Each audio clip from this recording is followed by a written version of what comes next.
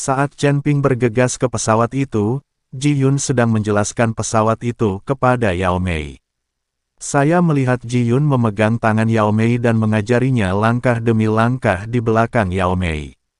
Wajah Yao Mei sedikit merah, tapi dia sangat menikmatinya. Gerakan kedua orang ini sangat mesra. Bagi orang luar, mereka terlihat seperti pasangan muda. Karena mereka terlalu terlibat, tak satu pun dari mereka menyadari bahwa Chen Ping telah tiba dengan pesawat itu. Ketika Chen Ping melihat ini, dia hanya bisa batuk 2 kali dengan sengaja. Mendengar suaranya, Ji Yun dan Yao Mei berpisah dengan panik. Ketika dia melihat itu adalah Chen Ping, wajah Yao Mei menjadi semerah pantat monyet, dan dia tidak berani menatap Chen Ping, seolah-olah dia ketahuan berselingkuh. Ji Yun tersenyum canggung dan berkata, "Tuan Chen, saya sedang mengajari Yao Mei cara mengendalikan pesawat. Ayo segera pergi ke dinasti Xiao." Chen Ping berkata pada Ji Yun. Melihat Chen Ping sangat cemas, Ji Yun bertanya, "Tuan Chen, apakah terjadi sesuatu?"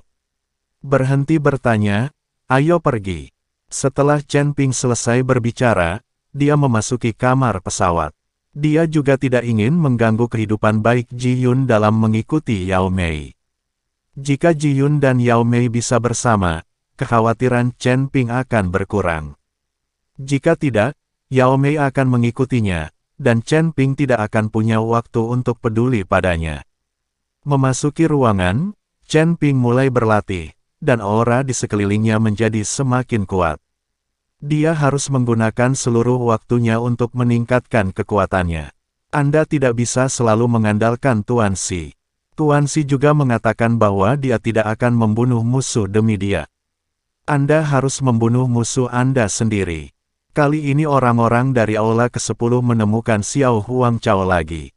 Tampaknya pihak lain tidak takut dipukuli. Chen Ping memutuskan untuk tidak menunjukkan belas kasihan kali ini. Chen Ping telah dipromosikan ke alam Mahayana tingkat kedua. Meskipun alamnya telah meningkat dengan sangat cepat, yang paling tidak dimiliki Chen Ping sekarang adalah pengalaman. Meskipun dia telah mencapai ranah, kecepatan kultivasi Chen Ping sangat cepat sehingga dalam beberapa pertempuran, Chen Ping sangat tidak berpengalaman. Seringkali di alam yang sama, biksu dengan pengalaman bertempur bertahun-tahun lebih kuat daripada mereka yang tidak memiliki pengalaman. Saat berlatih, Chen Ping juga mengeluarkan slip giok dari formasi langit dan bumi. Dari 4 slip giok, Chen Ping hanya dapat membuka 1. Slip giok formasi lainnya tidak dapat dibuka, dan kesadaran spiritualnya tidak dapat masuk. Dia tahu bahwa ketika keempat slip giok formasi langit dan bumi dibuka, formasi langit dan bumi akan muncul, dan kemudian dia akan dapat menemukan kesempatan untuk menghancurkan formasi. Sekarang Chen Ping bahkan tidak tahu di mana formasi langit dan bumi berada, apalagi bagaimana cara menghancurkannya. Chen Ping mencoba menyuntikkan kesadaran spiritualnya ke dalam slip giok formasi kedua sedikit demi sedikit. Kesadaran Chen Ping seperti benang tipis, dan dia dengan hati-hati menyelidiki celah slip giok formasi kedua. Proses ini sangat sulit, seolah-olah dia berpacu dengan waktu dan melawan kekuatan segel yang tak terlihat. Butir-butir keringat berangsur-angsur terbentuk di dahinya, tetapi matanya bersinar dengan cahaya yang pantang menyerah. Dengan setiap upaya, Chen Ping bisa merasakan pantulan kekuatan segel. Itu adalah kekuatan kuno dan kuat yang tampaknya mengandung aturan dan ketertiban saat dunia pertama kali dibuka.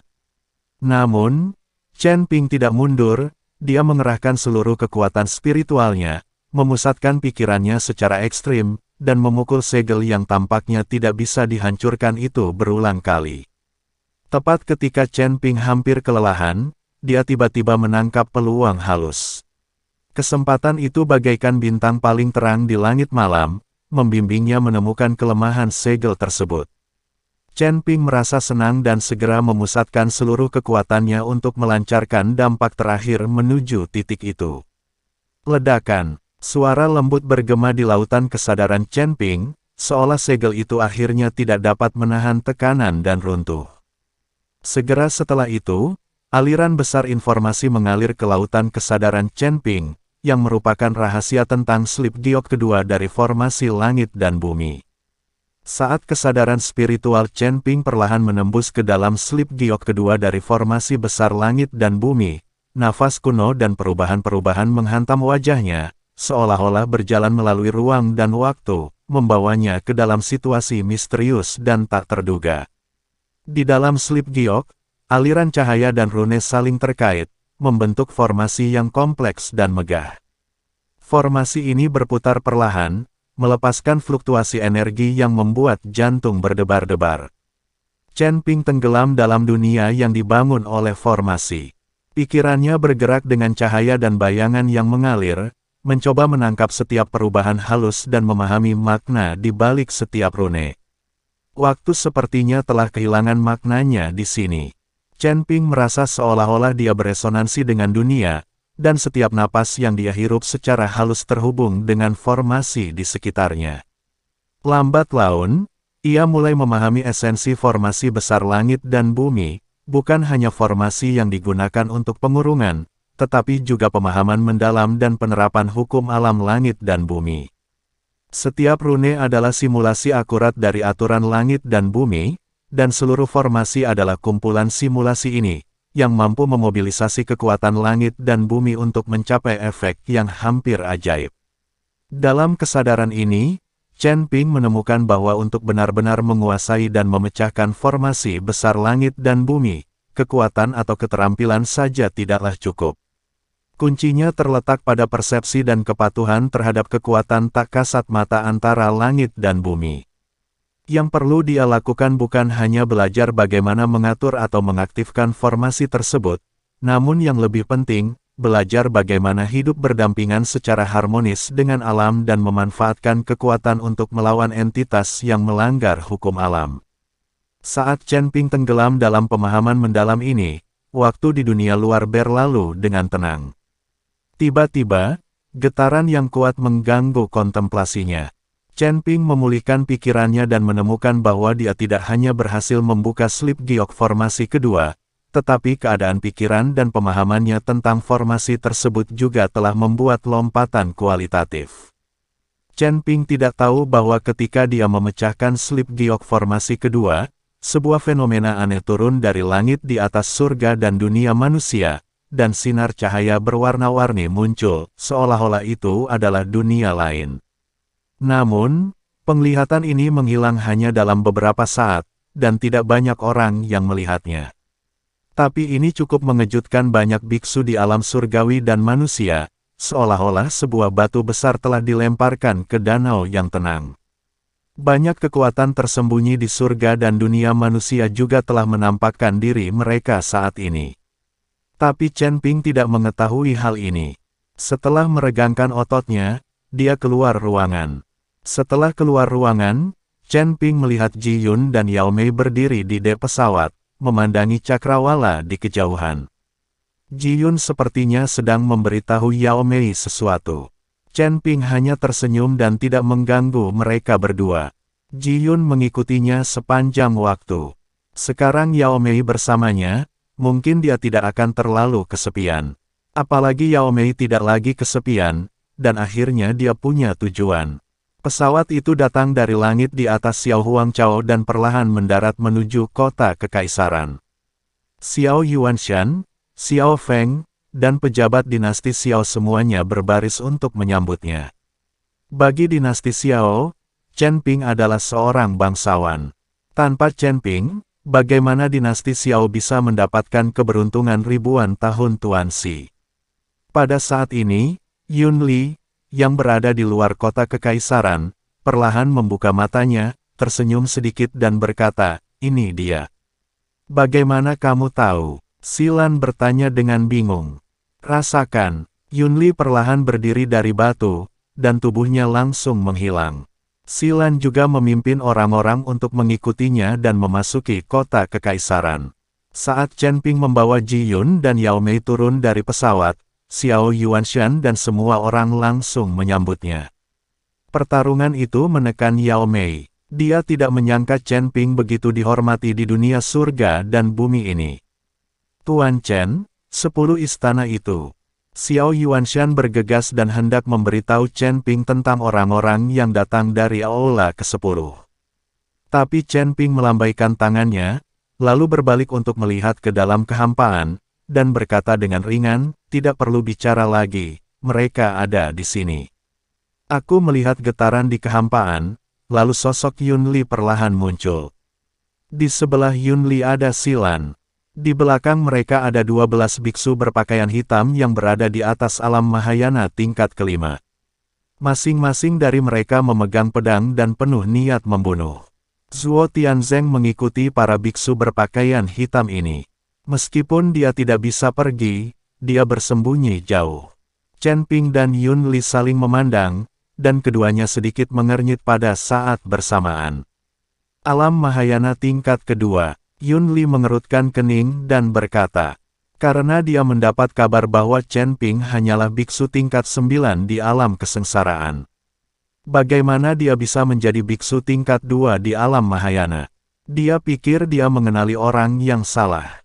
Lagi pula, Yun Li belum pernah bertemu Chen Ping.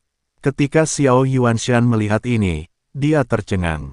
Dia tidak menyadarinya sekarang, tetapi sekarang dia menyadari bahwa hanya dalam beberapa hari, Chen Ping telah dipromosikan ke alam Mahayana tingkat kedua sulit dipercaya.